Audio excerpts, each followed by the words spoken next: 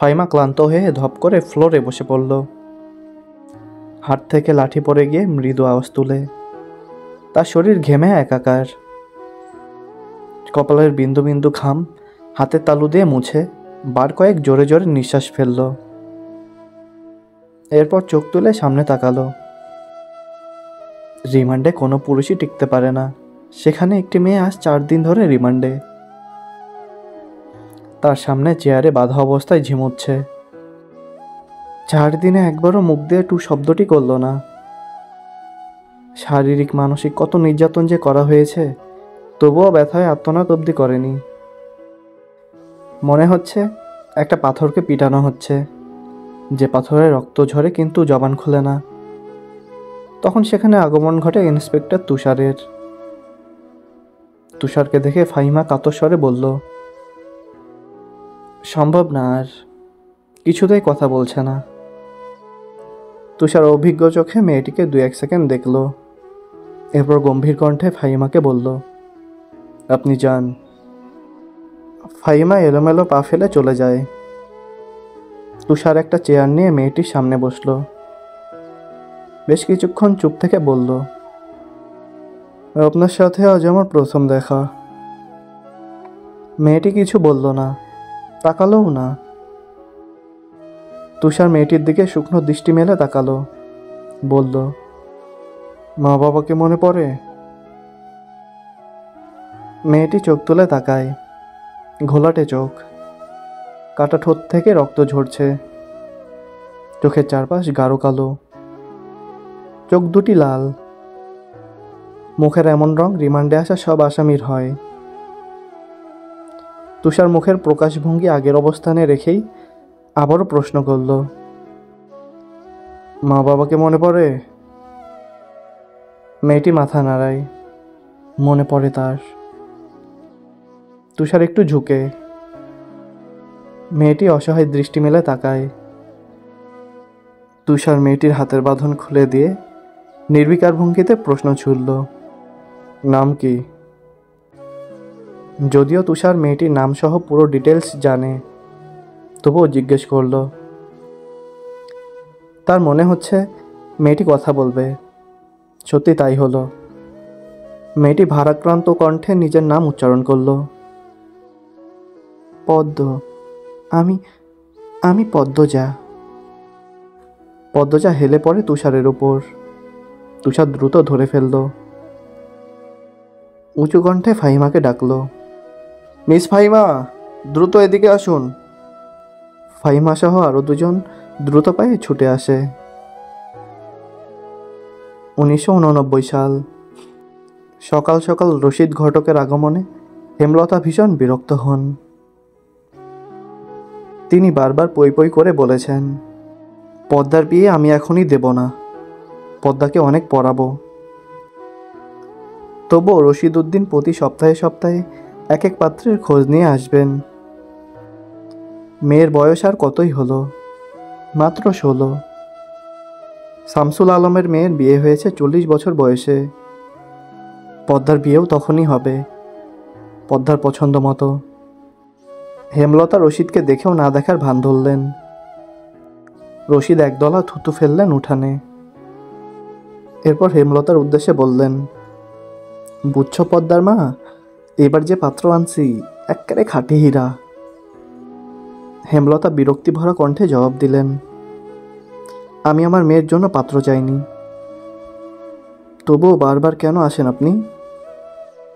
যুবতী মাইয়া ঘরে রাহুন ভালা না। মেয়েটা তো আমার, আমাকে বুঝতে দেন না। হেমলতার কণ্ঠে বিরক্তি ঝরে পড়ছে। রশিদ অনেক চেষ্টা করেও সুবিধা করতে পারলেন না। ব্যর্থ থমথমে মুখ নিয়ে সড়কে পা রাখেন। প্রতিদিনই কোনো না কোনো পাত্রপক্ষ এসে হাতে টাকা গুঁজে দিয়ে বলবে, মোর্শেদের বড় সেরিডারে চাই। রশিদ নিজে নিজে বিড়বিড় করে আওড়ান, গ্যারামে কি আর সেরি নাই? একটা সেরিডাই কেন সবার চোখে পড়তে হইব? চাইলেই কি সব পাওয়া যায়? পূর্ণা স্কুল জামা পরে পদ্মজাকে ডাকলো, আপা, এ আপা, স্কুলে যাবি না? আপা রে। পদ্মজা পিটপিট করে চোখ খুলে কোনো মতে বলল, না। পরপরই চোখ বুজে ঘুমে তলিয়ে গেল। পূর্ণা নিরাশ হয়ে মায়ের রুমে আসে। আম্মা, আপা কি স্কুল যাইব না? হেমলতা বিছানা ঝাড়া রেখে পূর্ণার দিকে কড়া চোখে তাকান। রাগী স্বরে বললেন, যাইব কি, যাবে বলবি। পূর্ণা মাথা নত করে ফেলল। হেমলতার কড়া আদেশ, মেয়েদের পড়াশোনা করাচ্ছি অশুদ্ধ ভাষায় কথা বলার জন্য নয়, শুদ্ধ ভাষায় কথা বলতে হবে। পূর্ণাকে মাথা নত করতে দেখে হেমলতা তৃপ্তি পান। তার মেয়েগুলো মান্যতা চিনে খুবই অনুগত। পদ্মার শরীর ভালো না, সারাত পেটে ব্যথায় কাটছে, থাকুক, ঘুমাক। পূর্ণার কিশোরী মন বুঝে যায় পদ্মজা কিসের ব্যথায় কেঁদেছিল। সে রাতে নানা বাড়ি ছিল বলে জানত না, ভোরেই চলে এসেছে। নানা বাড়ি হেঁটে যেতে 5 মিনিট লাগে। পূর্ণাকে চুপচাপ দাঁড়িয়ে থাকতে দেখে হেমলতা বললেন, তুই যা, মাথা নিচু করে যাবি, মাথা নিচু করে আসবি। আচ্ছা আম্মা। পূর্ণা রুমে এসে আয়নার সামনে দাঁড়ালো, নিজেকে খুঁটিয়ে খুঁটিয়ে দেখল। এরপর গত মাসে মেলা থেকে আনা লাল লিপস্টিক গাঢ় করে ঠোঁটে মাখে। 14 বছরের পূর্ণার ইদানিং খুব সাজতে ইচ্ছে করে। হেমলতা সেজেগুজে স্কুলে যাওয়া পছন্দ করে না বলে পূর্ণা আগে লিপস্টিক মাখেনি। টিন দেয়ালের কাঠের ঘড়ির কাঁটায় সকাল 10টা বাজলো মাত্র, এখনও পদ্মজা উঠল না। হেমলতা মেয়েদের রুমে ঢুকেন। পদ্মজা 2 হাত ভাঁজ করে ঘুমাচ্ছে। জানালার পর্দা ভেদ করে আসা আলতো পেলাব রৌদ্রের স্পর্শে পদ্মজার মসৃণ পাতলা ঠোঁট, ফর্সা ত্বক চিকচিক করছে। হেমলতা বিসমিল্লা বলে 3 বার ফু দেন মেয়ের শরীরে। গুরুজনরা বলেন, মায়ের নজর লাগে বেশি, নজর কাটাতে বিসমিল্লা বলে ফু দিতে হয়। হেমলতার মায়া লাগছে পদ্মজার ঘুম ভাঙাতে, তবুও আদুরে গলায় ডাকলেন, পদ্ম, এই পদ্ম। পদ্মজা চোখ খুলে মাকে দেখে দ্রুত উঠে বসে। যেদিন ঘুম থেকে উঠতে দেরি হয় সেদিনই হেমলতা ডেকে তুলেন। পদ্মজা অপরাধী কণ্ঠে প্রশ্ন করল, বেশি দেরি হয়ে গেছে আম্মা? সমস্যা নেই, মুখ ধুয়ে খেতে আয়। পদ্মজা দ্রুত কলপারে গিয়ে ব্রাশ করে মুখ ধৌত করে। হেমলতা শিক্ষকের মেয়ে, তাই তার মধ্যে নিয়মনীতির প্রভাব বেশি। মেয়েদের শক্তপোক্ত নিয়মে রেখে বড় করছেন। পদ্মজা রান্নাঘরে ঢুকে দেখল প্লেটে খাবার সাজানো। সে মৃদু হেসে প্লেট নিয়ে টেবিলে গিয়ে বসল। তখন হেমলতা আসেন। পদ্মা দ্রুত ওড়না দিয়ে মাথা ঢাকে। হেমলতার দেওয়া আরেকটা নিয়ম, খাওয়ার সময় মাথা ঢেকে খেতে হবে। পদ্মজা নিশ্চুপ থেকে শান্ত ভঙ্গিতে খেতে থাকলো। হেমলতা মেয়েকে সহজ কণ্ঠে বললেন, তাড়াহুড়ো করছিস কেন? মুখ ধুতে গিয়ে চুল ভিজে এসেছিস, খেয়ে রোদে বসে চুলটা শুকিয়ে নিবি। আচ্ছা আম্মা। আম্মা, পূর্ণা প্রেমা আসে নাই? পূর্ণা আসছে, স্কুলে গেছে, প্রেমা দুপুরে আসবো। আম্মা, আব্বা কবে আসবেন? পদ্মজার প্রশ্নে হেমলতা দাঁড়িয়ে পড়লেন। শুকনো গলায় জবাব দেন, জানি না, খাওয়ার সময় কথা বলতে নেই। হেমলতা চলে যেতেই পদ্মজার চোখ থেকে টুপ করে 1 ফোঁটা জল পড়ে পাতে। পদ্মজা দ্রুত হাতের উল্টো পাশ দিয়ে চোখের জল মুছে। পদ্মজার জীবনে জন্মদাতা আছে ঠিকই, কিন্তু জন্মদাতার আদর নেই। সে জানে না তার দোষটা কি, কেন নিজের বাবা বাকি বোনদের আদর করলেও তাকে করে না, কথা অবধিও বলেন না। 2 বার মাকে জিজ্ঞাসা করেছে সে, আমি কি তোমাদের সত্যিকারের মেয়ে আম্মা? সন্তান হয় না বলে কি দত্তক এনেছিলে? আব্বা কেন আমাকে এত অবহেলা করেন? ও আম্মা, বলো না। হেমলতা তখন নিশ্চুপ থাকেন। অনেকক্ষণ পর বলেন, তুই আমার গর্ভের সন্তান, আর তোর বাবারই মেয়ে। এখন যা, পড়তে বস, অনেক পড়তে হবে তোর। ব্যাস এইটুকুই, এর বেশি কিছু বলেন না হেমলতা। পদ্মজার কেন জানি মনে হয় একদিন হেমলতা নিজ থেকে খুব গোপন কোনো কথা বলবেন, তবে সেটা যেন সহ্য করার মতো হয়। এই দোয়াই সারক্ষণ করে সে।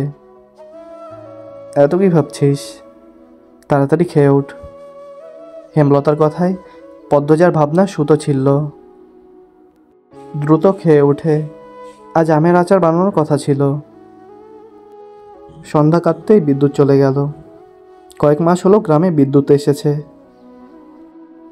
8 গ্রাম মিলে অলন্দপুর, তাদের গ্রামের নাম আটপাড়া।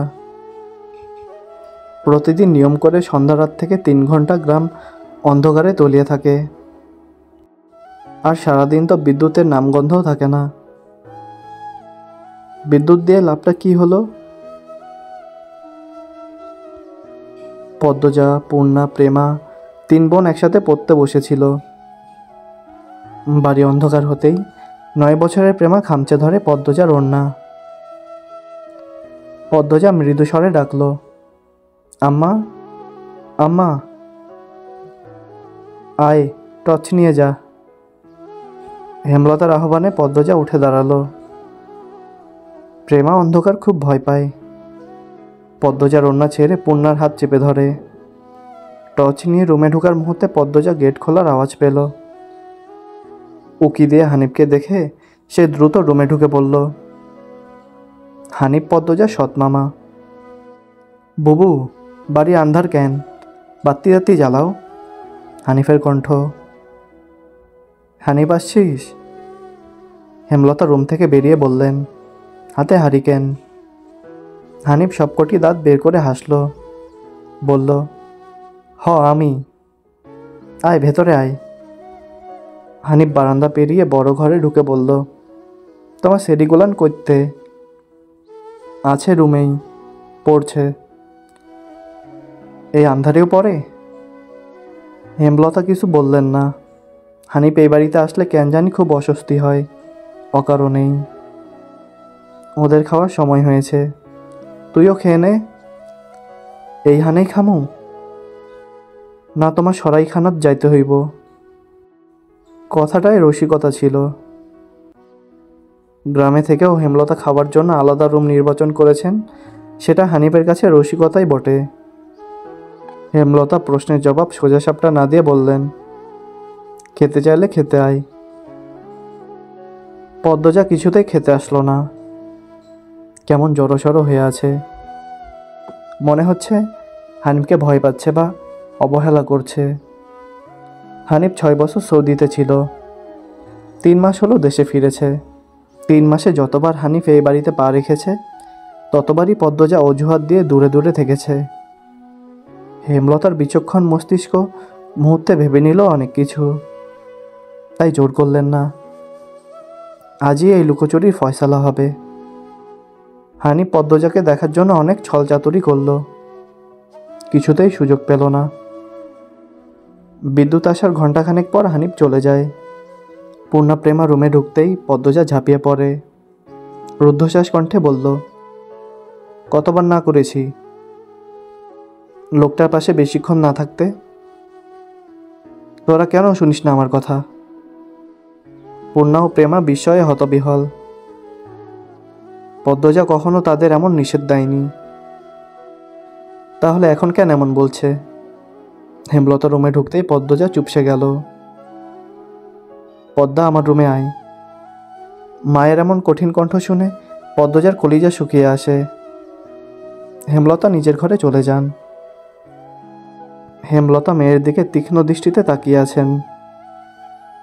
পদ্মজা নতজানু হয়ে কাঁপছে। সুন্দরীরা ভীতু আর বোকা হয়, তার দৃষ্টান্ত প্রমাণ পদ্মজা। হেমলতার খুব মায়া হয় পদ্মজার সাথে উঁচু কণ্ঠে কথা বলতে। পদ্মজা রূপসী বলেই হয়তো।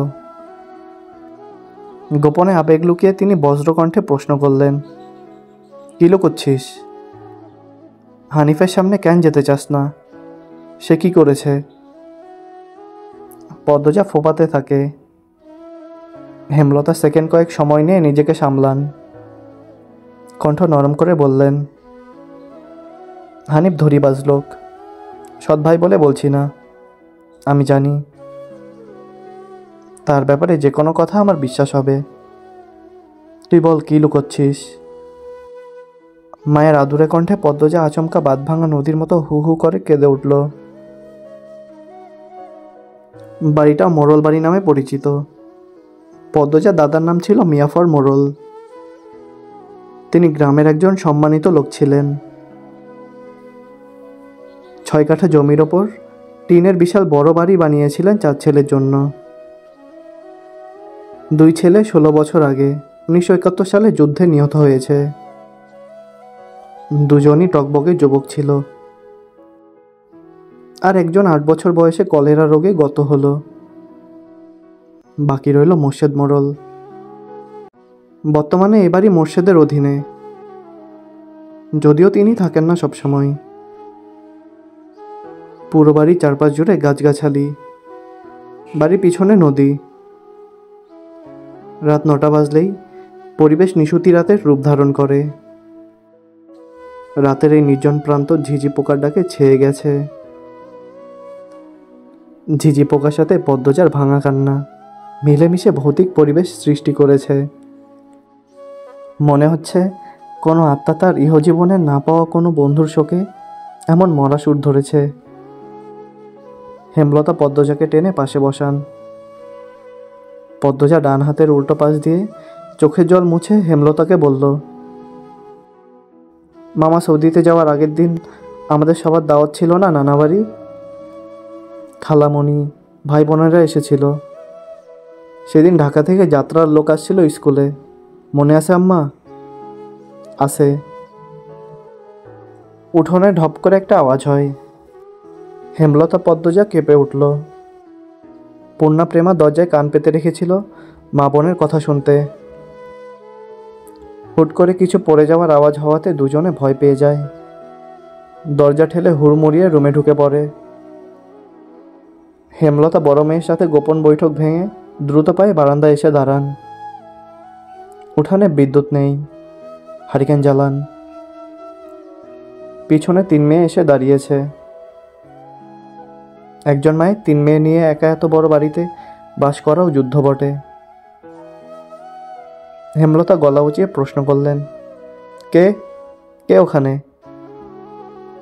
আমি। চিরপরিচিত এই কণ্ঠ চিনতে হেমলতার বিড়ম্বনা হলো না। তিনি ব্যস্ত পায়ে উঠোনে নেমে আসেন। গেটের পাশে মোর্শেদ মোড়ল পড়ে রয়েছেন, গায়ে চাদর। হাঁপড়ের মতো বুক ওঠানামা করছে তার, যেন দম ফুরিয়ে যাচ্ছে। হেমলতা দুহাতে মোর্শেদকে আঁকড়ে ধরলেন। পদ্মজা পূর্ণা দৌড়ে আসে। মোর্শেদের এমফাইসিমা রোগ আছে। এই রোগে অল্প চলাফেরাতেই শ্বাস টানের উপক্রম হয় এবং দম ফুরিয়ে যায়। শ্বাস নেবার সময় গলার শিরা ভরে যায়। 3 মা মেয়ে মোর্শেদকে ধরে রুমে নিয়ে আসে। মোর্শেদ এভাবেই হুটহাট করে বাড়ি ফেরে, কখনো কাকডাকা ভোরে, কখনো নিশুতি রাতে, বা কখনো কাঠফাটা রোদে। মোর্শেদ মোড়লের এমফাইসিমা রোগটা ধরা পড়ে 7 বছর আগে। মোর্শেদের অ্যাজমা ছিল, আবার ধূমপানে খুবই আসক্ত ছিলেন। ফলে ফুসফুসের এই রোগটি খুব দ্রুত আক্রমণ করে বসে। মোর্শেদ খানিকটা সুস্থ হয়ে রাত 1টার দিকে ঘুমালেন। পূর্ণা প্রেমা রুমে গিয়ে শুয়ে পড়েছে। পদ্মজা বারান্দার রুমে ঝিম মেরে বসে আছেন। জানালার বাইরে চোখের দৃষ্টি, জ্যোৎস্না গলে গলে পড়ছে। কি সুন্দর দৃশ্য। পদ্মজার মন বলছে মা আসবে তার খোঁজে, পুরোটা ঘটনা শুনতে আসবেই। সত্যি তাই হলো। কিছুক্ষণ পরই হেমলতা আসলেন। আম্মা, বাতিটা নিভিয়ে দাও, বলল পদ্মজা, কণ্ঠ খাদে নামানো। হেমলতা বাতি নিভিয়ে পদ্মজার পাশে বসেন। পদ্মজা তৈরি ছিল, তবুও অপ্রস্তুত হয়ে পড়ে। খুব অস্বস্তি হচ্ছে। সে গোপনে দীর্ঘশ্বাস ছাড়ল। পদ্মজা তখন চতুর্থ শ্রেণীর ছাত্রী, বয়স 10 ছিল। খুব কম বয়সেই তাকে স্কুলে পাঠানো শুরু করেন হেমলতা। সেদিন নানা বাড়িতে সবার দাওয়াত পড়ে। হানিফ চলে যাবে সৌদিতে, তাই এত আয়োজন। পরিবারের মিলন আসর বসে। স্কুল মাঠেও সেদিন নাচ গান অনুষ্ঠিত হয়। বাড়ির সবাই সেখানেই চলে যায়। বাড়িতে থাকে শুধু পদ্মজা, বৃদ্ধ নানা আর হানিফ। পদ্মজা ঘুমেছিল, তাই বাকিদের সাথে যেতে পারেনি। যখন ঘুম ভাঙে, আবিষ্কার করলো বাড়িতে কেউ নেই। মোর্শেদ হঠাৎ করে অসুস্থ হওয়াতে হেমলতা বাপের বাড়িতে উপস্থিত ছিল না। পদ্ম নাকি? পদ্মজা বাড়ি থেকে বের হওয়ার উপক্রম হতেই কানে আসে হানিফের ডাক। পদ্মজা মিষ্টি করে হেসে মাথা নাড়ালো। হানিফের লোলুপ দৃষ্টি তখন পদ্মজা সারা শরীর ঘুরে বেড়াচ্ছে। এইটুকু মেয়ের ফর্সা চামড়া, বিকৃত মস্তিষ্কের হানিফকে যেন বড্ড টানে। আয় তো, আমার ঘরে আয়। সহজ সরল শিশুসুলভ পদ্মজা মামার ডাকে সাড়া দিল। সে শুনেছে মামা ভাগ্নে যেখানে, আপদ নাই সেখানে। অথচ সেদিন সে মামাকেই ঘোর বিপদ হিসেবে জানল। পদ্মজা রুমে ঢুকতেই হানিফ দরজা লাগিয়ে দিল। পদ্মজার মন কেমন করে ওঠে হানিফের অদ্ভুত চাউনি আর দরজা লাগানো দেখে। হানিফ কুৎসিত অঙ্গভঙ্গি প্রদর্শন করতে থাকে। পদ্মজা দেখতে খুব খারাপ লাগছে, ভয় করছে। এদিকে আয়, তোর লাগে গল্প করি। হানিফ বিছানায় বসে পদ্মজাকে কাছে ডাকে। পদ্মজা কাছে যেতে সংকোচ বোধ করে। হানিফ পদ্মজা ডান হাতে টেনে ধরে কোলে বসায়। তুই জানোস, তুই যে সবার থেকে বেশি সুন্দর। হানিফের প্রশ্ন পদ্মজার কানে ঢুকেনি। সে মোচড়াতে থাকে হানিফের কোল থেকে নামার জন্য। আপত্তিকর স্পর্শগুলো পদ্মজার খুব খারাপ লাগছে, কাঁদতে ইচ্ছে হচ্ছে। মোচড়াস কেন রে সেরি, শান্তি মতো বইয়া থাক। মামা মেলা থাইকা সাজনের জিনিস কিনা দিমু। হানিফ শক্ত করে দুহাতে ধরে রেখেছে পদ্মজাকে। পদ্মজা কিছুতেই নামতে পারছে না। মামা, আমি চলে যাব, কাঁদো কাঁদো হয়ে বলল পদ্মজা। কই যাবি? মামার ধারে থাক, বলল হানিফ। হানিফের শক্তপোক্ত হাতের স্পর্শগুলো শুধু অস্বস্তি দিচ্ছে না, স্পর্শকাতর জায়গাগুলো ব্যথায় বিষিয়ে উঠছে। পদ্মজা কেঁদে ওঠে। ভেজা কণ্ঠে বলল, বাড়ি যাব আমি, ব্যথা পাচ্ছি মামা। হানিফ হাতের বাঁধন নরম করে আদুরে গলায় বলল, আচ্ছা, আর ব্যথা দিতাম না, কান্দিস না। পদ্মজা চট করে কোল থেকে নেমে পড়ে। হানিফকে তার আজরাইল মনে হচ্ছে। মায়ের কাছে সে আজরাইলের অনেক গল্প শুনেছে। আজরাইল যখন জান্নিতে আসবে তখন শরীরে খুব কষ্ট অনুভব হবে। এই মুহূর্তে যেন ঠিক তেমনই অনুভূতি হলো। তাহলে তার হানিফ মামাই আজরাইল? পদ্মজা দরজা খুলতে পারবে না, তাই হানিফকে ভীতিকণ্ঠে অনুরোধ করল, মামা দরজা খুলে দাও। কেন, আমি তোরে যাইতে কইছি? হানিফের কর্কশ কণ্ঠের ধমকে পদ্মজা ভয় কেঁপে উঠল। তার চোখ বেয়ে জল পড়তে থাকে। হানিফ পদ্মজাকে জোর করে কোলে তুলে নেয়। পদ্মজা কাঁদছে, তার খুব ভয় লাগছে। বারবার বলছে, মামা আমি বাড়ি যাব। হানিফের তাতে বিন্দুমাত্র ভ্রুক্ষেপ নেই। বাড়িতে কেউ নেই, বৃদ্ধ সৎবাবা কানে শোনে না। পদ্মজা হানিফকে কিল ঘুষি দিতে থাকে, সেই সাথে জোরে জোরে কান্না শুরু করে। এভাবে কাঁদলে পাশের বাড়ির যে কেউ চলে আসবে। হানিফের রক্ত টকবক করছে উত্তেজনায়। সে দ্রুত ওড়না দিয়ে পদ্মজার মুখ হাত পা বেঁধে ফেলল। পদ্মজার দু চোখের পানি হানিফের চোখে লাগেনি। হানিফ ভীষণ আনন্দ পাচ্ছে, পৈশাচিক আনন্দ পাচ্ছে। সে সিগারেট জ্বালায়। খুব আনন্দ হলে তার সিগারেট টানতে ইচ্ছে হয়। সিগারেট টানতে গিয়ে মাথায় আসে নৃশংস ইচ্ছে। নাক মুখ দিয়ে ধোঁয়া উড়িয়ে সিগারেট 2 আঙ্গুলের মাঝে রেখে পদ্মজার বাম পায়ের তালুতে চাপ দিয়ে ধরে রাখে। পদ্মজা হাউমাউ করে কেঁদে উঠল। হেমলতা 2 হাতে শক্ত করে মেয়েকে বুকের সাথে জড়িয়ে ধরেন। পদ্মজা কাঁদতে কাঁদতে বলল, আম্মা, তখন আমার খুব কষ্ট হচ্ছিল। আমার দমটা বেরিয়ে যাচ্ছে মনে হচ্ছিল। আমি তোমাকে খুব ডাকছি আম্মা, তুমি আসোনি। পদ্মজার কথাগুলো হেমলতার বুক রক্তাক্ত করে দেয়। এ যেন 1971 সালের পাকিস্তানিদের নৃশংসতা। নিজে চোখে তিনি দেখেছেন পাকিস্তানিদের নিষ্ঠুরতা। হানিফার তার দেখা অত্যাচারী পাকিস্তানিদের মধ্যে কোনো তফাৎ নেই। হেমলতা নির্বাক, বাকরুদ্ধ। শুধু অনুভব হচ্ছে তার বুকে পড়ে আদরের পদ্মজা হাউমাউ করে কাঁদছে। সর্বাঙ্গ যেন কাঁপছে। হানিফকে ক্ষতবিক্ষত করে দিতে হাত নিষ্পিস করছে। সেই দিন একটুর জন্য পদ্মজা ধর্ষণ হয়নি। বাড়িতে সবাই ফিরে এসেছিল। পদ্মজা পোড়া স্থানে যন্ত্রণা সহ্য করতে না পেরে অচেতন হয়। বাকিটুকু আর পদ্মজাকে বলতে হয়নি, হেমলতা জানেন। পদ্মজার গা কাঁপিয়ে জ্বর আসে। 21 দিন বিছানায় ছিল। ততদিনে হানিফ দেশ ছেড়ে চলে যায়। পদ্মজা ভয়ে, লজ্জায় ঘটনাটি কাউকে বলেনি। পায়ের পোড়া দাগ দেখে যখন হেমলতা প্রশ্ন করেছিল, পা এভাবে পুড়ল কী করে, পদ্মজা সহজভাবে জবাব দিয়েছিল, চুলার কাছে গিয়েছিলাম। চুলার লাকড়ির আগায় পা লাগছিল। কথাটা পদ্মজা সাজিয়ে রেখেছিল, সাথে অনেক যুক্তি। তাই মিথ্যা বলতে একটুও কাঁপেনি। পুরো ঘটনাটা পদ্মজার বুকে তাজা হয়ে আছে। এই 6 বছরে লুকিয়ে কতবার কেঁদেছে সে। সবসময় চুপ করে কোথাও বসে থেকেছে। হেমলতা মেয়ের নিশ্চুপতা দেখে মাথা ঘামাননি। কারণ পদ্মজা ছোট থেকেই চুপচাপ ছিল। কিন্তু আজ হেমলতার খুব আফসোস হচ্ছে, নিজেকে অপরাধী মনে হচ্ছে।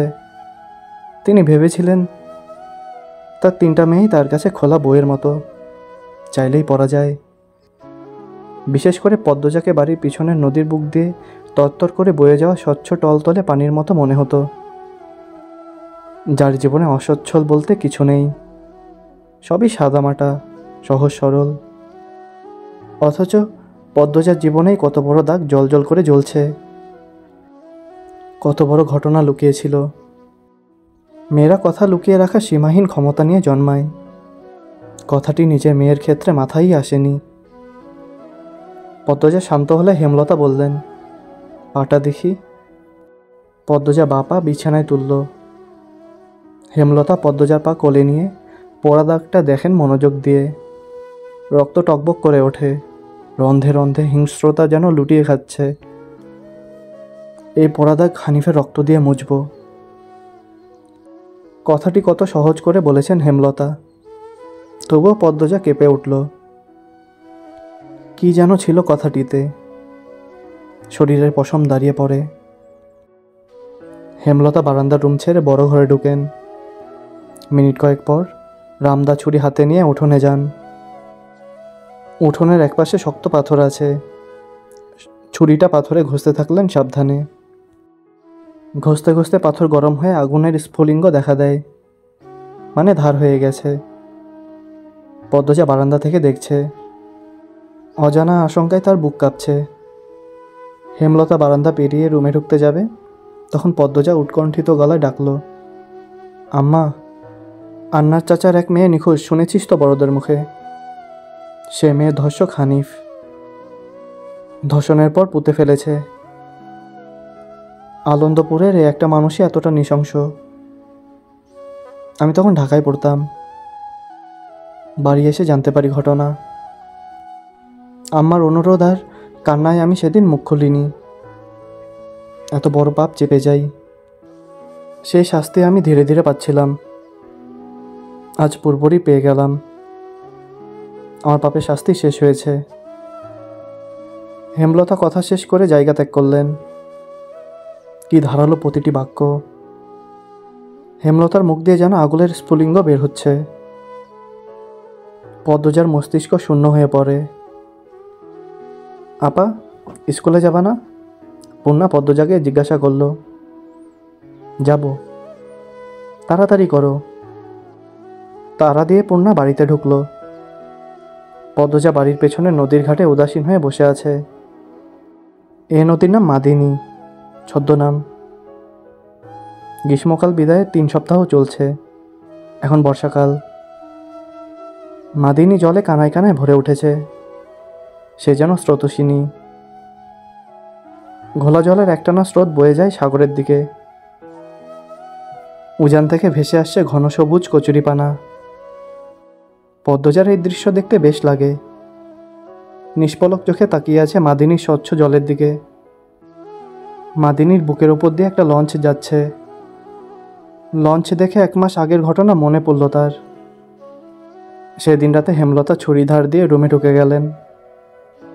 পদ্মজা কাপা পায়ে রুমে ঢুকে বিছানায় শুয়ে পড়ে।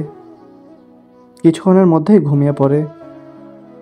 এরপর দিন স্কুল থেকে বাড়ি ফিরে নামাজ পড়ে খেতে বসল। তখন হিমেল হন্তদন্ত হয়ে বাড়িতে ঢুকে। হিমেল হচ্ছে হেমলতার ছোট ভাই। আপা, এই পদ্ম, আপা কই? হিমেলের কণ্ঠ। কি হয়েছে মামা?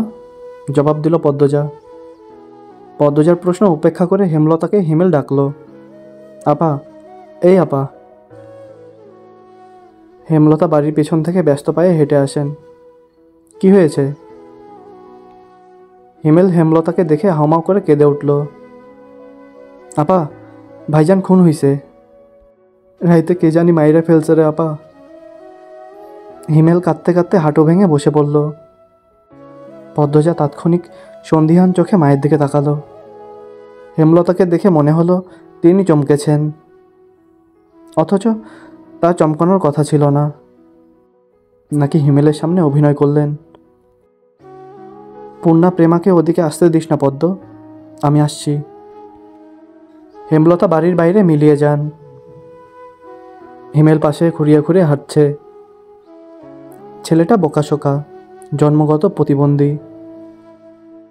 22 বছরের হিমেল এখনও শিশুদের মতো আচরণ করে। কথায় কথায় খুব কাঁদে। সেখানে তার ভাই খুন হয়েছে। 1 মাস তো প্রতিদিন নিয়ম করে কাঁদবে। পদ্মজা রাতেই ভেবেছিল এমন ঘটনা ঘটতে পারে। তবুও এখন ভয় পাচ্ছে খুব। পুলিশ কি এসেছে? মাকে কি ধরে নিয়ে যাবে? ভাবতে গিয়ে পদ্মজার বুক ধকধক করে উঠল। গ্রামের কাছেই শহর, থানা। পুলিশ নিশ্চয় চলে এসেছে। পদ্মজা ধপ করে মাটিতে বসে পড়ল। সে ঘামছে খুব। নাক মুখ গলা ঘেমে একাকার হয়ে যাচ্ছে। পূর্ণা খুনের কথা শুনে খুব ভয় পেয়েছে। তার মনে হচ্ছে সেও খুন হবে। খুব বেশি ভীত পূর্ণা। পদ্মজার শরীর কাঁপতে থাকে। চোখে ভাসছে হেমলতাকে পুলিশ শিকল দিয়ে বেঁধে নিয়ে যাচ্ছে। তার খুব কান্না পাচ্ছে। আর সময় নষ্ট না করে তড়িঘড়ি করে উঠে দাঁড়ালো পদ্মজা। মাথায় ওনার আঁচল টেনে নিয়ে পূর্ণার উদ্দেশ্যে বলল, প্রেমারে দেখে রাখিস বোন। বাড়ি ভর্তি মানুষ, আরও মানুষ আসছে। হেমলতা মানুষজনকে ঠেলে হানিফের লাশের সামনে গিয়ে দাঁড়ালেন। তখন ফর্সা রঙের 2 জন মহিলা ঝাঁপিয়ে পড়ে তার উপর। আকস্মিক আক্রমণে হেমলতা অপ্রস্তুত হয়ে পড়েন। খেয়াল করে দেখেন 2 জন মহিলা তার মা আর বোন। তারা হাউমাউ করে কাঁদছে, কিন্তু হেমলতার তো কান্না পাচ্ছে না। ব্যাপারটা লোকচক্ষু ঠেকছে না। একটু কি কান্নার অভিনয় করা উচিত? হানিফের মৃতদেহ দেখে মনে হচ্ছে কেউ ইচ্ছামতো কুপিয়েছে। হেমলতার তা দেখে শান্তি লাগছে। এমন শান্তি অনেকদিন পাওয়া হয়নি। পদ্মজা সেখানে উপস্থিত হয়। হেমলতার নজরে পড়ে। ভীতু চোখে মায়ের চোখের দিকে তাকালো পদ্মজা। হেমলতা ভ্রু কুঞ্চিত করে আবার স্বাভাবিক করে নেন। পদ্মজা চোখ ঘুরে দেখছে পুলিশ এসেছে নাকি। চারিদিকে এত মানুষ। পদ্মজাকে এদিক ওদিক উকি দিতে দেখে হেমলতা এগিয়ে আসেন। চোখ মুখ শক্ত করে পদ্মজার মুখ ঘুরে দেন। পদ্মজা দ্রুত ওড়নার আঁচল মুখে চেপে ধরে গোয়ালঘরে ঢুকে পড়ল। তার মা চায় না সে কখনো এত মানুষের সামনে থাকুক। হেমলতা ঘাড় ঘুরিয়ে দেখলেন পদ্মজা গোয়ালঘর থেকে উকি দিয়ে বাইরের অবস্থা পর্যবেক্ষণ করছে। কিছুক্ষণের মধ্যে পুলিশ আসলো। জিজ্ঞাসাবাদ করে হানিফের লাশ নিয়ে গেল। লোকমুখে শোনা যায় হানিফ খুন হয়েছে শেষ রাতে। এরপর নদীতে ফেলে দেওয়া হয়। লঞ্চ ঘাটে লাশ ভাসে। হেমলতাকে পুলিশ নিয়ে যায়নি বলে পদ্মজা স্বস্তির নিঃশ্বাস নিল। মানুষের ভিড়ও কমে গেছে। হেমলতার মা কাঁদতে কাঁদতে ক্লান্ত হয়ে উঠোনের এক কোণে বসে আছেন। পদ্মজা গুটি পায়ে গোয়ালঘর থেকে বেরিয়ে আসলো। হেমলতা পদ্মজার দিকে তাকিয়ে মৃদু হাসেন। সেই হাসি দেখলেন হেমলতার মা মঞ্জুরা। তিনি কিছু একটা ভেবে নেন। হেমলতার কাছে এসে কিরমির করে বলেন, তুই খুন করছোস? তোমার কেন মনে হচ্ছে এমন? হেমলতার কণ্ঠ স্বাভাবিক, অথচ পদ্মজা এই প্রশ্ন শুনে ভয় পেয়েছে খুব। যদি নানু পুলিশকে বলে দেয়? পুলিশ তো তার মাকে নিয়ে যাবে। কাইল রাইতে তুই আইছিলি হানিফের ঘরে, আমি দেখি নাই? রাগে কাঁপছেন মঞ্জুরা। আসছি। হেমলতার নির্বিকার স্বীকারোক্তি। কেন মারলি আমার স্যারারে? তোর কি ক্ষতি করছে? আসছি বলে আমি খুন করেছি? এত রাইতে তুই তার কাছে আর কি দরকার আইবি? আমি তাকে মারতেই যাব কেন? মঞ্জুরা আহত দৃষ্টিতে তাকিয়ে আছেন হেমলতার দিকে। হেমলতার চোখ মুখ শক্ত। নিস্তব্ধতা কাটিয়ে মঞ্জুরা চেঁচিয়ে উঠলেন, পুলিশের কাছে যাব আমি। পদ্মজা কেঁপে উঠল। অস্পষ্ট কণ্ঠে বলে, নানু এমন করো না। হেমলতা নিচু স্বরে কঠিন করে বললেন, আমার মেয়েদের থেকে আমাকে দূরে সরানোর চেষ্টা করো না আম্মা, ফল খুব খারাপ হবে। পদ্মজার মনে হলো মঞ্জুরা ভয় পেয়েছেন। মঞ্জুরা সবসময় হেমলতাকে ভয় পান। তিনি চুপসে যান, শুধু ঘৃণা ভরা দৃষ্টি নিয়ে হেমলতার দিকে তাকিয়ে থাকেন। পদ্মজা বুঝে উঠতে পারে না তার নানু কেন ভয় পায় মাকে। মায়ের অতীতে কি ঘটেছে? কেন তিনি এমন কাঠখোট্টা? ছেলের খুনিকে কোনো মা ছেড়ে দেয়? নানু কেন ছাড়লেন? মেয়ে বলে, নাকি অন্য কারণ? কোনো উত্তর নেই। এসব ভাবলে উল্টো মাথা ব্যথা ধরে। অন্য ৮-১০টা পরিবারের মতো কেন না তারা? নাকি গোপনে সব পরিবারেই এমন জটিলতা আছে? প্রশ্ন হাজারটা, উত্তর কোথায়? সেদিন রাতে খাওয়ার সময় হেমলতা নিম্নস্বরে পদ্মজাকে বললেন, পদ্ম। জি আম্মা। আমি হানিফকে খুন করিনি। কারা করেছে তাও জানি না। কথাটি শুনে পদ্মজা খুব চমকায়। তার মা মিথ্যা বলে না। তাহলে কারা খুন করলো? পদ্মজা প্রশ্ন করল, তাহলে শেষ রাতে মামার কাছে কেন গিয়েছিলাম মা? হেমলতা জবাব দেননি। খাওয়া ছেড়ে উঠে যান। পদ্মজার ভাবনা সুতো কাটল কারো পায়ের আওয়াজ শুনে। ঘাড় ঘুরিয়ে মোর্শেদকে দেখতে পেল। মোর্শেদ পদ্মজাকে ঘাটে বসে থাকতে দেখে বিরক্তিতে কপাল কুঁচকান। এই সেরি যা এন থেকে। পদ্মজার কান্না পায়, খুব খারাপ লাগে। নিঃশব্দে এক ফোঁটা জল গড়িয়ে পড়ে। তা আড়াল করে ব্যস্ত পায়ে বাড়ির ভেতর চলে যায়। কয়েক মাস পর পদ্মজার ম্যাট্রিক পরীক্ষা। 3 বোন বই নিয়ে সড়কে উঠল। পদ্মজার কোমর অবধি ওড়না দিয়ে ঢাকা। পূর্ণা এক নাগারে বকবক করে যাচ্ছে। স্কুলে যাওয়া অবধি কথা বন্ধ হবে না। মাঝে মাঝে জোরে জোরে হাসছে। মেয়েটার হাসির রোগ আছে বোধ হয়। একবার হাসি শুরু করলে আর থামে না। পদ্মজা বারবার বলছে, আম্মা রাস্তায় কথা বলতে আর হাসতে মানা করেছে, চুপ কর না। তবুও পূর্ণা হাসছে। বাড়ির বাইরে এসে সে মুক্ত পাখির মতো আচরণ করে। তাকে দেখে মনে হয় খাঁচা থেকে মুক্ত হয়েছে। পদ্ম, ওই পদ্ম, খাড়া। পদ্মজা ক্ষেতের দিকে তাকালো। লাবণ্য ক্ষেতের আইল ভেঙে দৌড়ে আসছে। লাবণ্য আর পদ্মজা এক শ্রেণীতে পড়ে। লাবণ্য কাছে এসে হাঁপাতে থাকলো। শান্ত হওয়ার পর 4 জন মিলে স্কুলের উদ্দেশ্যে হাঁটা শুরু করলো। বাংলা পড়া শিখে এসেছিস আজ? পদ্মর প্রশ্ন অগ্রাহ্য করে লাবণ্য বলল, আরে সেরি, বাড়ির শুদ্ধ ভাষায় কথা কইলে বাইরেও কইতে হইব নাকি? আমি আঞ্চলিক ভাষা পারি না। লাবণ্য অসন্তুষ্ট প্রকাশ করল। সে অলন্দপুরের মাতব্বর বাড়ির মেয়ে। তাদের বাড়ির সবাই শিক্ষিত, তবুও তারা আঞ্চলিক ভাষায় কথা বলে, পরিবারে 2-3 জন সদস্য ছাড়া। আর পদ্মজা 14 গোষ্ঠী মূর্খ, 2-3 জন ছাড়া। তবুও এমন ভাব করে আঞ্চলিক ভাষা নাকি পারে না। সত্যি আমি পারি না। ছোট থেকে আম্মা শুদ্ধ ভাষা শিখিয়েছেন, উনিও বলেন, তাই শুদ্ধ ভাষায় কথা বলতেই আরাম পাই। পূর্ণা তো পারে, আমার চেষ্টা করতে ইচ্ছা হয় না। আচ্ছা বাদ দে, শুন, কাইল আমরার বাড়ির নায়ক নায়িকার আইব। পূর্ণা বিগলিত হয়ে প্রশ্ন করল, কেন আসব? কোন নায়ক? শুটিং করতে, ছবির শুটিং। পদ্মজা এসবে কোনো আগ্রহ পাচ্ছে না। পূর্ণা খুব আগ্রহ বোধ করছে। সপ্তাহে একদিন সুমিতের বাড়িতে সাদা কালো টিভিতে সে ছায়াছবি দেখতে যায়, তাই অভিনয় শিল্পীদের প্রতি তার আগ্রহ আকাশ ছোঁয়া। পূর্ণা গদগদ হয়ে প্রশ্ন ছুড়ল, কোন নায়ক নায়িকা? বল না লাবণ্য আপা। দাঁড়া, মনে করি। পূর্ণা কৌতূহল নিয়ে তাকিয়ে আছে। লাবণ্য চোখ বুজে মনে করার চেষ্টা করল। এরপর মনে হতে বলল, লিখন শাহ আর চিত্রা দেবী। তুমি আমার ছবি নায়ক নায়িকা? হ। স্কুলে যাওয়ার পুরোটা পথ লাবণ্য আর পূর্ণা ছায়াছবি নিয়ে আলোচনা করল। মুক্ত বক্তব্য ছিল লিখন শাহ।